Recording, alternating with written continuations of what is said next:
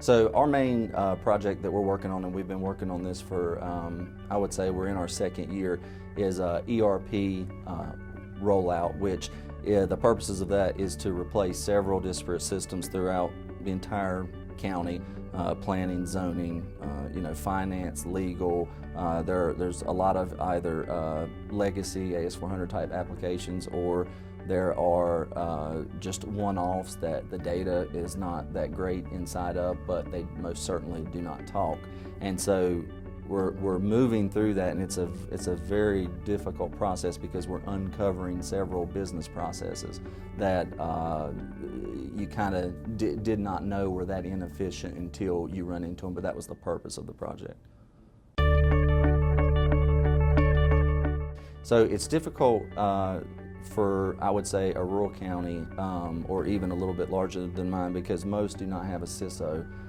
So we have IT professionals that wear many different hats, and so you build that. You don't balance it necessarily, but you try to build that into your strategic planning and how you're going to handle it.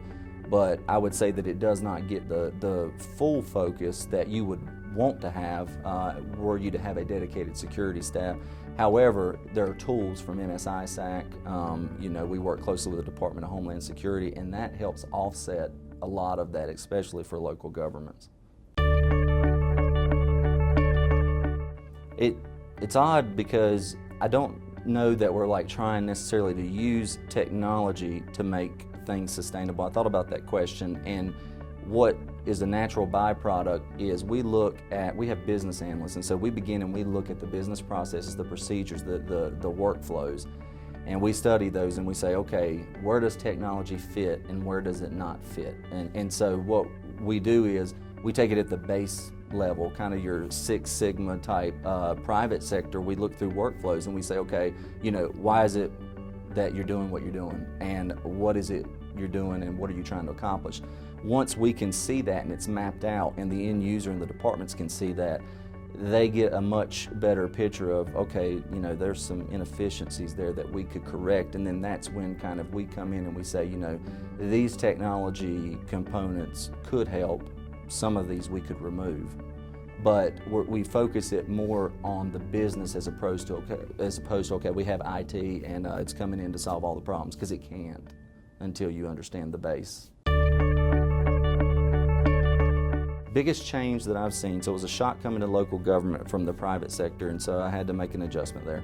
But once I did, the biggest change was we were the first local government or government in North Carolina to choose Google Apps and move to the cloud. That was a real scary thing for a lot of folks, and government typically is somewhat slower to adopt technologies like the cloud than the private sector would be. So making that decision was difficult, and especially when you start talking about it with your peers throughout other counties, cities, and they have a lot of questions and they're apprehensive. Within a matter of 3 years, though, it's after we adopted Google Apps, even the largest counties in our state and some of the counties across the nation, like from other states, Google would use us to talk about our experience. And the it's almost, I said one time, I was at a conference and I said, the conversation's going to shift. We'll be at these conferences 2 years tops, and we'll be saying, oh, there goes, Joe Doe, they're still hosting their email. Can you believe that? And a lot of folks laughed at that comment, but now, even at this conference, the only thing you hear is, hey, how's everybody doing with Office 365? How's everybody doing with Google Apps? They're in the cloud now. And it's the norm. And so that's the biggest change that I've seen. Some areas have been smaller and take longer time, I think, a longer amount of time to realize it. But we've done some simple things like paperless agendas for our Board of Commissioners, moving them to iPads. Very archaic process of large amounts of paper, and just it was hideous. And then just to be able to, now it's just kind of snap, it goes into place. A lot of the technology components with the ERP, we began kind of in the finance department. We're moving through human resources, payroll. that is starting to clean up processes and make things more efficient and less manual. And so, that it's kind of hard to quantify or even some of that to be tangible. But even as we began to deploy Google Apps, it took a good 2 years. And what happened was the end user community began to use several of the features that Google Apps provided in the entire suite that IT did not have to prompt. And they started, actually sometimes we would see something and we're like, wow, that's a great idea.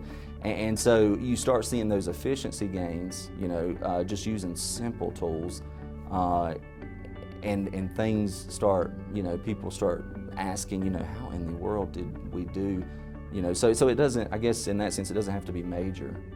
It's just like small steps moving into different areas, and I think business analysis plays a huge role in that. So what local government CIOs need to do, and this was hard for me to adapt to, is governments share. You don't do that in the private sector. You're so not alone that you don't even realize it. And almost every state has a local association of information technology professionals, GIS. They also, almost every state is going to have some type of county commissioner or elected official type group that kind of lobbies on behalf of local governments. But what I would say is, I would say most know about the local IT groups that they're in.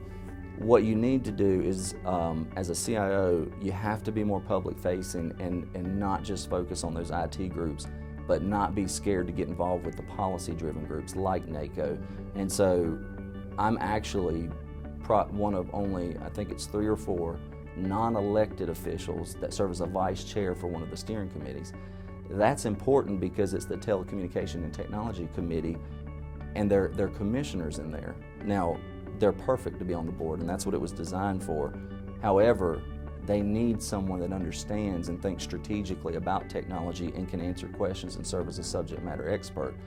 That's what we should be doing as CIOs. So if all this policy in government's being set, what is it today that almost does not cross the spectrum of technology? And who better to provide that information?